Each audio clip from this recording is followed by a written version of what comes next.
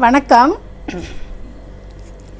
வலியார் முன் தன்னை நினைக்கத்தான் தன்னின் மெலியார் மேல் செல்லும் இடத்து.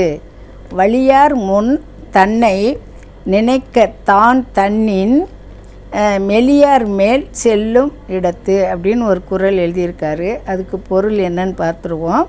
தன்னை விட எளியாரை தான் வருத்தச் செல்லும் முன் தன்னை விட வலியவர் முன் தான் அஞ்சும் நிலையை எண்ணி பார்க்க வேண்டும் அப்படிங்கிறாரு.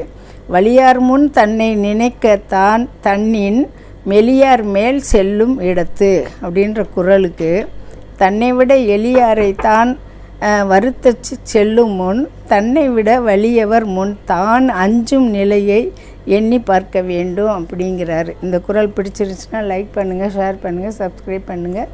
நன்றி, வணக்கம்.